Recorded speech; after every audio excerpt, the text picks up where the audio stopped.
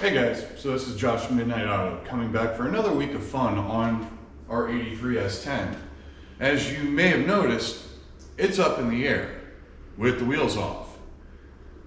Unfortunately, this is the start of how you do the motor mounts on an S10 because for some reason in GM's wonderful benevolence can make captured nuts everywhere but the motor mounts. They actually decide to put a nut and bolt setup on it.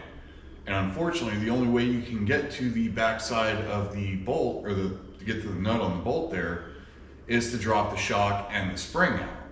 And then you can get a picture up in there and see what's going on. But I wanted to bring you guys along this week as we get that accomplished and maybe even get the engine bay painted up. And I'll show you kind of the ways of taping things out of the way.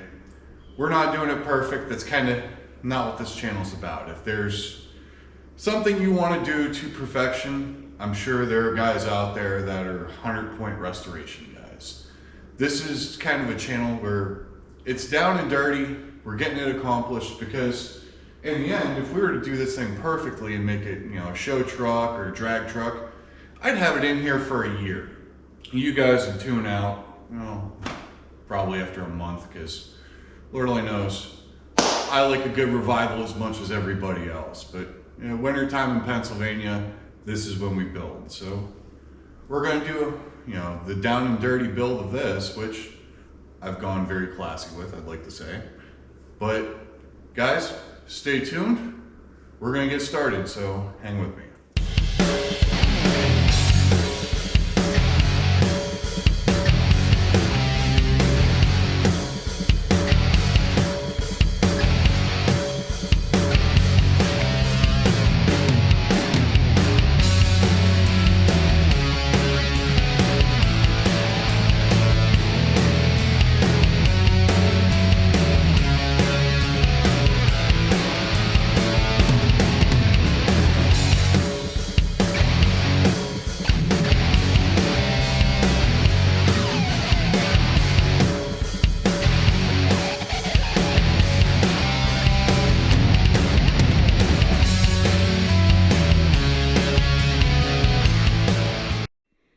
Alright guys, so I've been the ghost in the machines this week and I've been trying to get some things staged and ready. That way I can just get into it and show you guys what's going on. So we have power washed the ever-living crap out of the engine bay. And it looks pretty good, I'd like to say. I mean, especially for a 39-year-old truck, you know, let's remember what it is. So these are the factory 4-cylinder mounts that we've got here. And we've got 3 bolts in each one, and unfortunately even that one is kind of obstructed. So I don't know if the mount shifted, because if you look over here at this one, it's out in the open. Either way, they weren't doing too hot when they were actually functioning as 4-cylinder engine mounts. Now I have to go from the backside here, because on an 83 S10, or should I say any S10 of this body style, your nuts are actually captured underneath this particular housing where the spring pocket is. Now, I've seen videos of guys who have taken like a 1-inch hole saw and they put a hole right here on both sides and they're able to sneak a wrench in there, which on like, I think, what is it, 84, 85, when they started running the fuel lines outside of the frame, that's great, that works fine. This is an 83, and they actually have the front portion of the fuel lines and return line here just ran through the frame, so even if I drill a hole here, I'm still obstructed by these lines, so I kind of have to go the long way around undoing this. And in the process, while undoing this, what I'm going to do is I'm going to pull all of my suspension off of here. And by that I mean at least move it out of the way as much as I can. When I'm in the neighborhood, I'll paint what I'm in there. That way, when it's done, it looks good. Because it's kind of what I want. It's not perfection, but I do want this truck to look pretty nice. So, you'll already get the heart of that guts. So, what we're going to do is I'm going to find a way to prop this thing up, and we're gonna try to knock the suspension out from under this. I've sprayed everything down, so hopefully it's agreeable, but when you don't know when the last time anything was serviced was, it kind of is what it is. So hang with me. All right, guys, so here we are, you know, probably, I would say about an hour into this ordeal. So we had to pull the lower control arm off of this thing.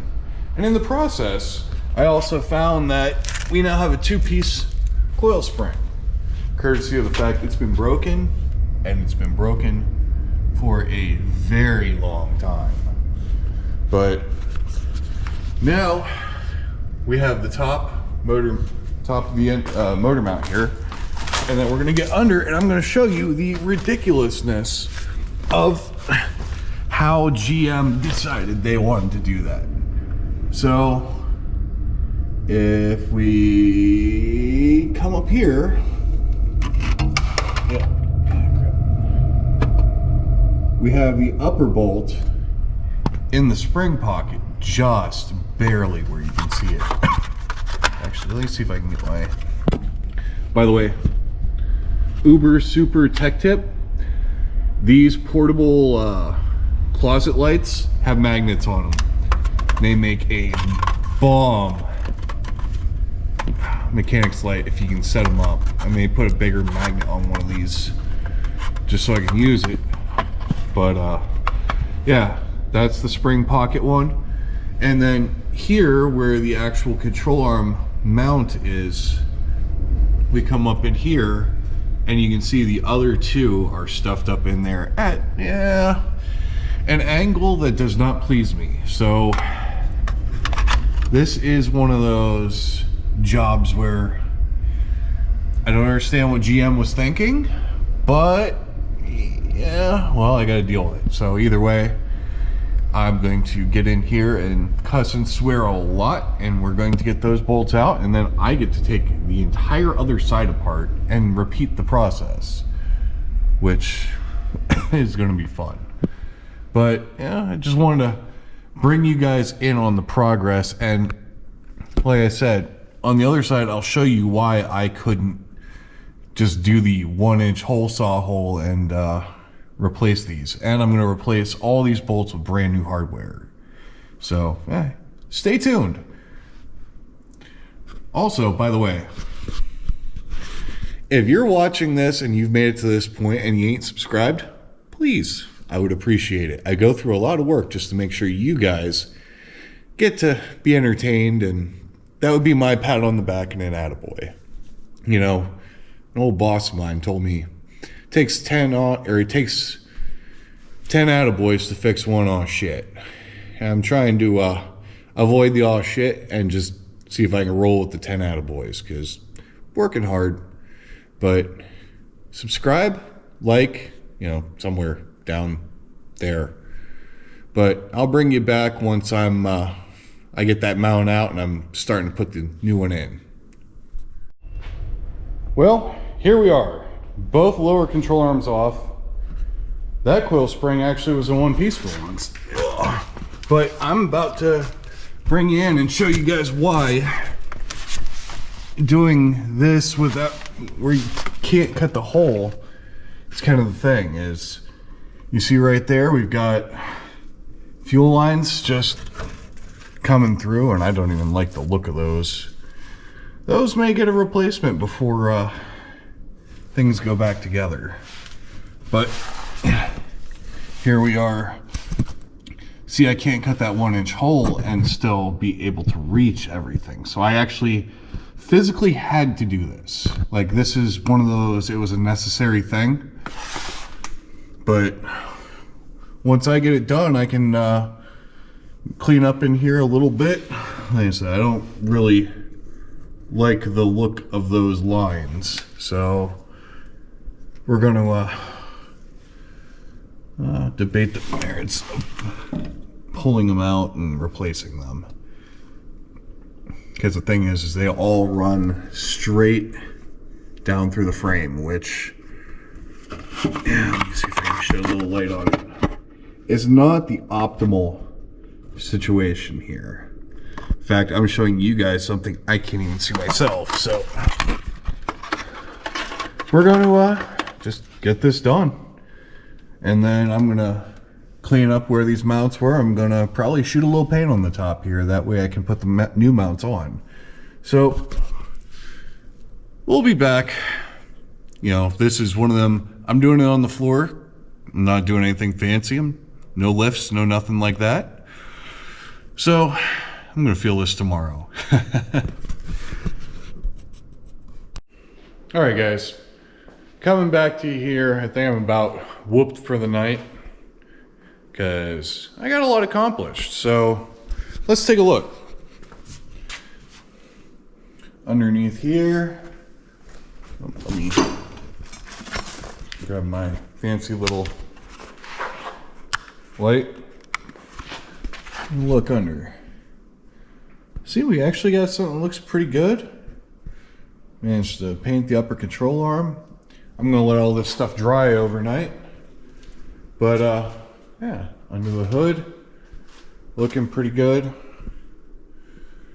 In here and around the firewall.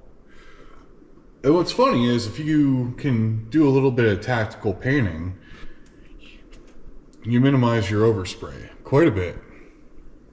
But man, this thing looks good now, at least under the hood. And in the wheel well here. Not to mention, we got the mounts out. And then we've cleaned up the area, so everything looks pretty good. I wouldn't say new, but hey, good enough for what I got going on. So, guys, this is Josh from Midnight Auto signing off for the evening, saying thank you for watching to the end if you've made it this far. I hope you guys have a wonderful day, and I'll see you next week. Thanks, guys.